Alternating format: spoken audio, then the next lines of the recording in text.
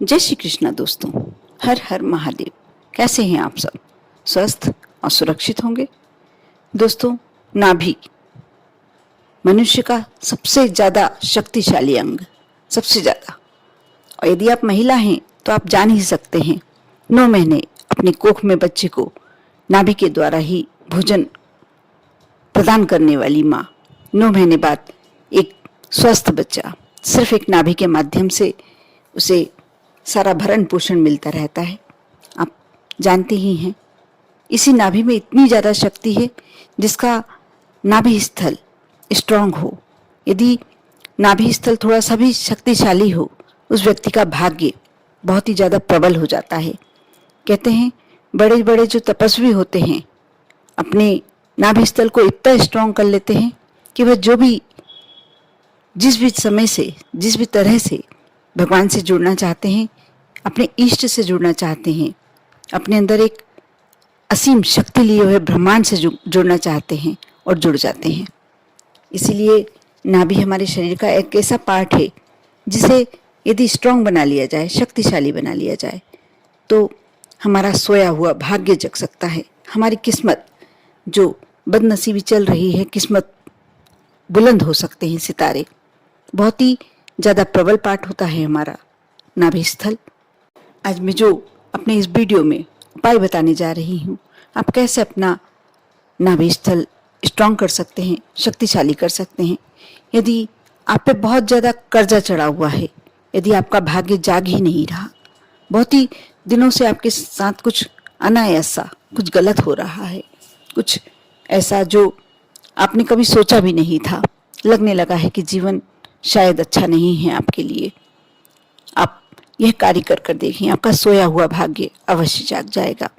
आपके जो भी दुर्भाग्य भरे दिन चल रहे हैं, जो भी परेशानियां चल रही हैं, जो भी संकट चल रहा है आप पर, यह कार्य करने से, यह उपाय करने से आपके जीवन के संकट धीरे धीरे समाप्त हो जाएंगे।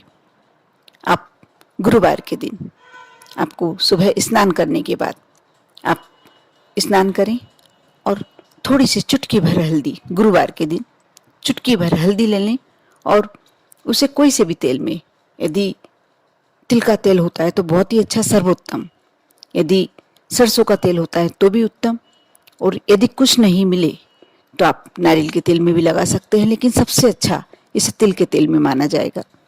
आप चुटकी भर हल्दी जरा सी ले लें और तिल के तेल में घोल लें, उसे अपनी नाभि में लगा लें।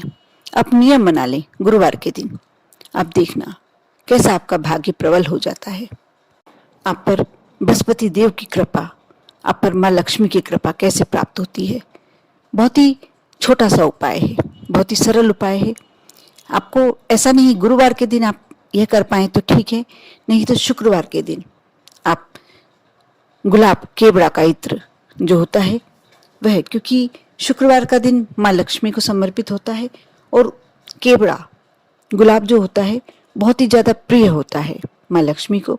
उस दिन आप अपनी नाभि में गुलाब का इत्र, रोज का इत्र लगाएं। आप देखना, यह भी आपको सुबह स्नान के बाद जरा सा नाभि में टच कराना है, थोड़ा सा। भाग्य आपको शायद विश्वास ना हो, लेकिन आप करेंगे उसके बाद ही समझेंगे। कोई भी कार्य हम करते हैं और उसका जब हमें प्रतिफल प्राप्त होता है तभी हमको मालूम पड़ता है ये हमारे लिए कितना फलदायी है। बहुत ही सरल उपाय है, सिर्फ एक नाभि को स्ट्रांग करना है। और ये ऐसा नहीं है कि सिर्फ आपको धन दिलाने में आपकी मदद करेगा या कलह से मुक्ति दिलाएगा, आपका पूरा भाग्य बदल कर रख देगा। आपको यदि मान सम्मान नहीं प्राप्त हो रहा, यह ऐसा नहीं महिला ही कर पाए, पुरुष भी कर सकते हैं, कोई भी कर सकता है। नाभि 7 दिन के लिए आप सोमवार के दिन चंदन, आप जो सूखा चंदन आता है, पाउडर चंदन आता है, वो यूज़ ना करें, वह नकली भी आता है, इसलिए आपको इसके लिए लकड़ी लेना होगा। यदि लकड़ी मिल जाए चंदन की तो बहुत ही अच्छा, उसे घिस लीजिए और रोज़ सुबह स्नान के बाद आदत डाल लीजिए, सोमवार के दिन अपनी नाभि में लगाएं, क्योंकि भगवान शिव को, भोलेनाथ को चंदन बहुत प्रिय होता है।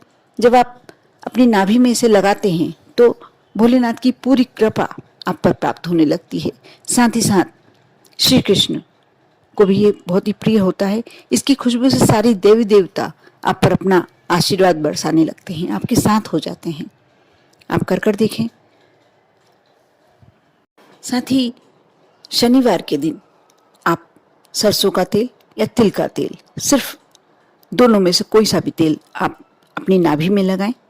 और यदि आपके पर 7.5 शनि की दशा भी चल रही है, ढैया शनि भी चल रहा है, या शनि की वक्र दृष्टि भी पड़ी हुई है, तो आप पर धीरे धीरे आपकी जो समस्याएं उसके कारण चल रही हैं आपके जीवन में, धीरे धीरे समाप्त हो जाएंगी।